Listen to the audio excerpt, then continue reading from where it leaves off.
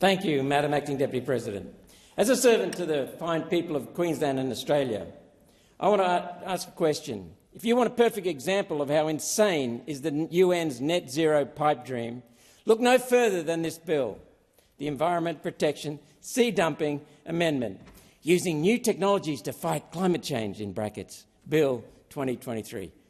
Why? We're going to spend billions on pulling a natural trace gas out of the air and then spend billions more to try and inject it under the seabed and hope it stays there. Science and nature show that it cannot. You may have heard of the concept of carbon capture and storage, commonly abbreviated to carbon CCS.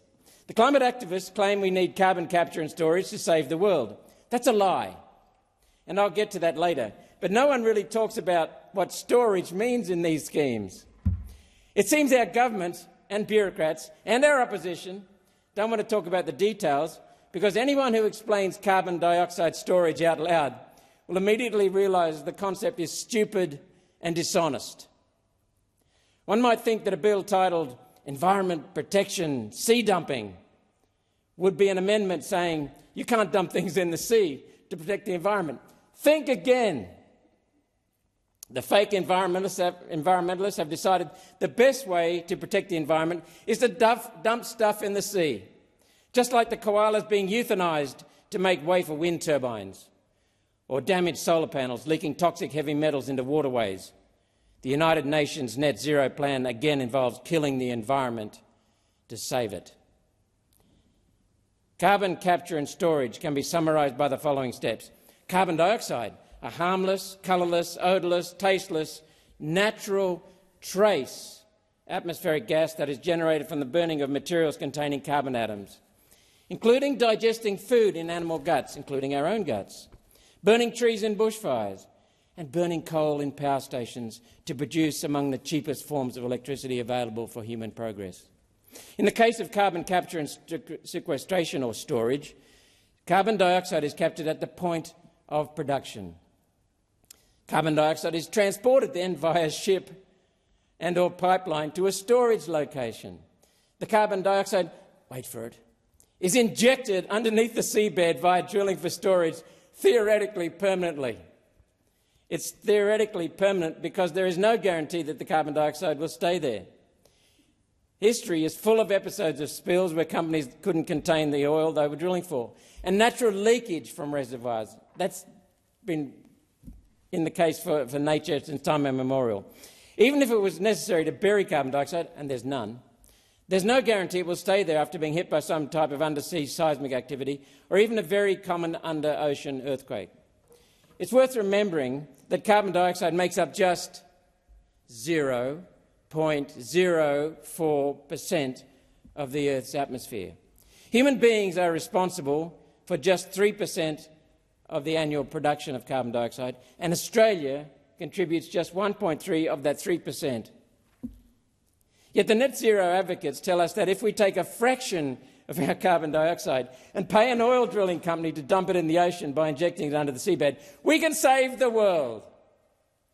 Wow, amazing. Obviously, it's a bloody lie, an absurd lie. Carbon capture and storage is just another scheme designed to make some multinational companies rich at the expense of Australians. And you lot are falling for it, while adding huge costs to power bills that will needlessly continue increasing and killing standards of living and raising costs of living. Needlessly. That's what gets on my goat. You're doing it willfully. The second part of this bill deals with allowing permits for research into ocean fertilisation. Ocean fertilisation is an untested radical experiment with our planet's natural environment. It involves dumping elements like iron, nitrogen or phosphates into the ocean in the hope that stimulated phytoplankton will take more carbon dioxide out of the air. I mean, they're shutting farms down in Queensland, where I come from, because they're saying farmers are putting too much nitrogen into the ocean. One Nation supports research, scientific research, empirical data-driven research. We'll never make any progress unless we can test new ways of doing things. Research must be balanced, though, between the potential risks and the potential benefits. When it comes to ocean fertilisation, an untested form of geoengineering The potential risks are too great and the benefits are non-existent. Let's be clear about what we're talking about here. Ocean fertilisation is the wholesale dumping of chemicals into the ocean with the intention of creating systemic changes to the ecosystem. Creating unplanned systemic changes to the ocean, unknown. Unintended consequences are almost guaranteed. If it works, we have no idea how a huge systemic change will affect the environment and the ecosystem. The potential risks are unquantifiable and frightening. The supposed benefit, sequestering more carbon dioxide out of the air, is negligible. We do not need to remove more carbon dioxide out of the air. Carbon dioxide is the lifeblood of vegetation on this planet. No one has been able to prove to me that human-produced carbon dioxide affects temperature more than natural variation does, because they can't. They can't provide that evidence. Ocean fertilisation has a huge risk and no potential benefit. It should be opposed. To sum up this bill for the Australian people, the UN's net zero lunatics are yet again saying they need to kill the environment to save it. And the Greens, Teals, including Senator Pocock, Liberal Nationals and Labor all blindly sign up and hurt families, industries and national security. Australia must ditch the United Nations World Economic Forum net zero pipe dream and all of its insane requirements, including the Environment Protection Sea Dumping Amendment using New Technologies to Fight Climate Change Bill 2023. Madam Acting Deputy President, One Nation will be opposing this bill designed to enrich predatory globalist billionaires who donate to the Greens and the Teals. Now I turn, every senator, by the way, should do the same, oppose this bill. Now I turn to the bill's underlying premise. Carbon dioxide is reality. I'll go through. We're exhaling it. Every one of us in this chamber is exhaling it. Every human, every animal is exhaling it. And in breathing, we all, animals, including koalas, multiply the concentration of carbon dioxide 100 to 125 times. We take in carbon dioxide from the atmosphere at 0.04%. We exhale it at 4 to 5%. We've increased the concentration 100 to 125 times. Carbon dioxide is essential for all life on Earth. This is a fact sheet on carbon dioxide. It's just 0.04% of Earth's air, 4/100ths of 1%, 4/100ths of a percent. It's scientifically classified as a trace gas because there's bugger all of it. It's non-toxic, not noxious. Senator Hanson-Young called it toxic. That is straight out wrong. It's highly beneficial to and essential for plants. Greenhouses inject the stuff into greenhouses to stimulate the growth of plants. In the past, when carbon dioxide levels in this planet were 4 times higher than today, and they have been 135 times higher than today, naturally, in the past, fairly recent, it's resulted in Earth flourishing, for plants and animals thrive with the benefits of carbon dioxide. Carbon dioxide is colourless, odourless, tasteless. It's natural. Nature produces 97% of the carbon dioxide produced annually on our planet. It does not discolour the air. It does not impair the quality of water or soil. It does not create light, heat, noise or radioactivity. It does not distort our senses. It does not degrade the environment nor impair its usefulness nor render it offensive. It's not a pollutant. It does not harm ecosystems and is essential for ecosystems. It does not harm plants and animals. It's essential for plants and animals. It does not cause discomfort, instability or disorder. It does not accumulate. It does not upset nature's balance. It remains in the air for only a short time before nature cycles it back into plants, animal tissue and natural accumulations and oceans.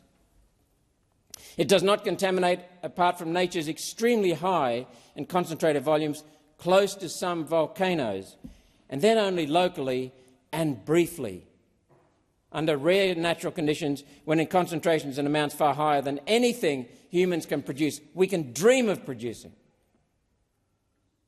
Temporarily, due to nature, that's the only time it can harm. It is not a pollutant. In the past, as I said a minute ago, it's been up to 130 times higher in our atmospheres planet's current atmosphere, 130 times higher in concentration than today. It's not listed as a pollutant. Prime Minister Gillard invoked the term pollutant, carbon pollution. It's not even carbon, it's carbon dioxide, a gas. President Obama then copied it off Prime Minister Gillard on his visit to Australia during her tenure. And that's where we got carbon pollution. It doesn't exist. So koalas exhaling carbon dioxide are polluters. Second point, we do not control the level of carbon dioxide in the atmosphere. We couldn't even if we wanted to. In 2009, after the global financial crisis, and 2020, during the COVID mismanagement, we caused severe recessions around the world, globally. In 2009, we actually didn't have one in Australia because we were exporting coal and China and iron ore. But nonetheless, it was a global recession, 2009, 2020. All of a sudden, the use of hydrocarbon fuels, coal, oil and natural gas decreased dramatically. Exactly what we're being told to do by the Teals, by the Greens, by the Labor Party and the Liberal Party and the National Party. And what happened to the level of carbon dioxide in the atmosphere? Did it start going down? No. Did it even inflect slightly and decrease the rate of increase? No. It continued increasing. Why? Because nature controls the level of carbon dioxide in the atmosphere. According to the UN IPCC, the fraudulent climate science mob, the oceans of the planet contain 50 to 70 times the amount of carbon dioxide in dissolved form than in the Earth's entire atmosphere. 50 to 70 times as much. Then when you invoke Henry's law of chemistry, which has been known for a couple of hundred years, and the level of carbon dioxide in the air depends on the quantity dissolved in the oceans, and that varies with temperature of the oceans because solubility of carbon dioxide in the oceans varies with temperature. In the annual graph of carbon dioxide levels, you can see the seasonal variation in the Northern Hemisphere and in the Southern Hemisphere. Carbon dioxide levels follow the temperatures of the ocean, especially the sea surfaces. We do not significantly in any way affect the level, and we cannot affect the level over and above natural variation due to nature. The level of carbon dioxide in the atmosphere does not determine the temperature, unlike what the Greens, the Teals, Labor, Liberal Nationals are telling us. There's been massive increase in human production of carbon dioxide from China, India, Brazil, Europe, Russia, Asia, America, yet temperatures have been flat for 28 years. Not warming, not cooling, flat. And the trend during the massive industrialisation during the Second World War and the post-war economic boom saw temperatures from 1936 to 1976 fall. Over 40 years of massive industrialisation, the longest temperature trend in the last 160 years cooled. Remember the predictions we were going to be in for an ice age. In the 1880s and 1890s in our country, temperatures were warmer by far. Variation in everything in nature is natural.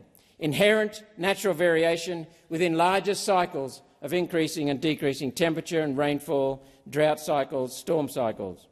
The CSIRO and the Bureau of Meteorology and the United Nations have failed to show any change in any climate factor, just natural variation.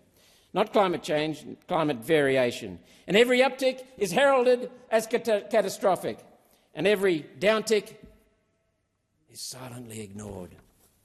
What's driving this political scam, this climate fraud? Ignorant, dishonest and gutless politicians enabling scanners making money from it. Consider John Howard. In 2007, I sent him a letter of appreciation for his role as Prime Minister before I started researching climate. In 2013, during his term, he introduced the National Electricity Market, the Renewable Energy Target, the first emissions trading scheme policy for a major party, and his government stole farmers' property rights to use their property. He admitted in London that he was agnostic on climate science. In 2013, he admitted he was agnostic on climate science. And then we have parasites like Holmes Court, Twiggy Forrest and Turnbulls keeping it alive, relying on their subsidies. And what's keeping it alive?